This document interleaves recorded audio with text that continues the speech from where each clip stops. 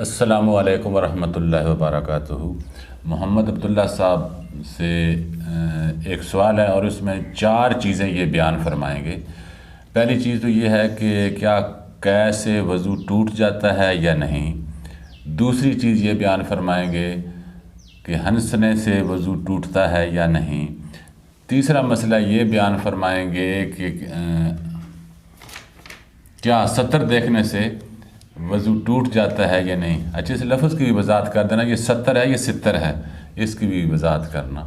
اور آخری جو چوتھی چیز ہے وہ یہ ہے کہ غسل کرنے سے پہلے ہم عموماً وضو کر لیتے ہیں، تو غسل کرنے کے بعد کیا وہی غسل سے پہلے والا وضو کافی ہے یا کہ دوبارہ نئے سرے سے کرنا ضروری ہے یا اچھا ہے؟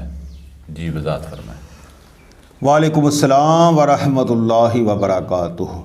الحمدللہ رب العالمین والصلاة والسلام علی سید المرسلین، اما بعد فاعوذ باللہ من الشیطان الرجیم، بسم اللہ الرحمن الرحیم۔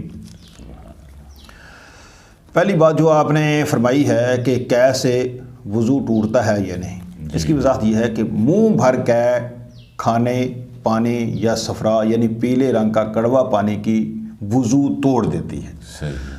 منہ بھر کا مقصد یہ ہے کہ وہ روکی نہ جا سکے، جو قے تکلف کے بغیر نہ روکی جا سکے اسے منہ بھر قے کہتے ہیں۔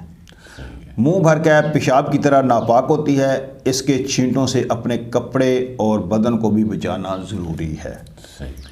ہنسنے کے احکام جو ہیں وہ یہ ہیں کہ رکوع و سجود والی نماز میں بالغ نے قہقہ لگا دیا، یعنی اتنی آواز سے ہنسا کہ آس پاس والے لوگوں نے سن لیا تو وضو بھی ٹوٹ گیا اور نماز بھی ٹوٹ گئی۔ اچھا۔ اور اگر اتنی آواز سے ہنسا کہ صرف خود سنا تو نماز گئی، وضو باقی ہے۔ مسکرانے سے نہ نماز جائے گی نہ وضو ٹوٹے گا۔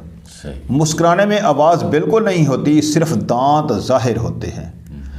بالغ کی نماز جنازہ میں قہقہ لگایا تو نماز ٹوٹ گئی، وضو باقی ہے۔ نماز کے علاوہ قہقہ لگانے سے وضو نہیں جاتا، مگر دوبارہ کر لینا مستحب ہے۔ ہمارے میٹھے میٹھے آقا صلی اللہ تعالی علیہ وسلم نے کبھی بھی قہقہ نہیں لگایا، یعنی بلند آواز سے نہیں ہنسے، لہٰذا ہمیں بھی کوشش کرنی چاہیے کہ یہ سنت بھی زندہ ہو اور ہم زور زور سے نہ ہنسیں۔ سبحان اللہ۔ فرمان مصطفیٰ صلی اللہ تعالیٰ علیہ وآلہ وسلم، مسکرانا اللہ عز و جل کی طرف سے ہے اور قہقہا یعنی بلند آواز سے ہنسنا شیطان کی طرف سے ہے۔ اور ستر لفظ ستر ہے، ستر نہیں ہے، اصل لفظ جو ہے وہ ستر ہے کہ ستر دیکھنے سے وضو کے بارے میں یہ وضاحت ہے کہ عوام میں مشہور ہے کہ گھٹنا یا ستر کھلنے یا اپنا یا پرایا ستر دیکھنے سے وضو ٹوٹ جاتا ہے، یہ بالکل غلط ہے۔ ہاں، وضو کے آداب سے ہے کہ ناف سے لے کر دونوں گھٹنوں سمیت سب ستر چھپا ہوا ہو، بلکہ استنجا کے بعد فوراً ہی چھپا لینا چاہیے کہ بغیر ضرورت ستر کھلا رکھنا منع اور دوسروں کے سامنے ستر کھولنا حرام ہے۔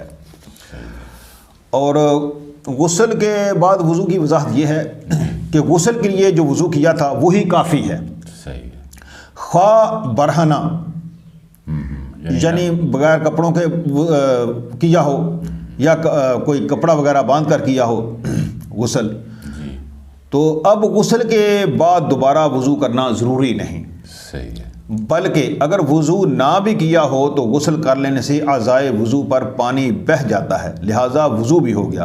کپڑے تبدیل کرنے سے بھی وضو نہیں جاتا، بلکہ بعض روایتوں میں تو اس کو اسراف کہا گیا ہے کہ یعنی پانی کا اسراف ہے اس میں، کیونکہ وضو سے پہلے اس نے غسل کر لیا یا صرف غسل ہی کیا تو کیونکہ اعضائے وضو پر پانی بہہ گیا اس لیے وضو ہو گیا، اس کو دوبارہ کرنے کی ضرورت نہیں۔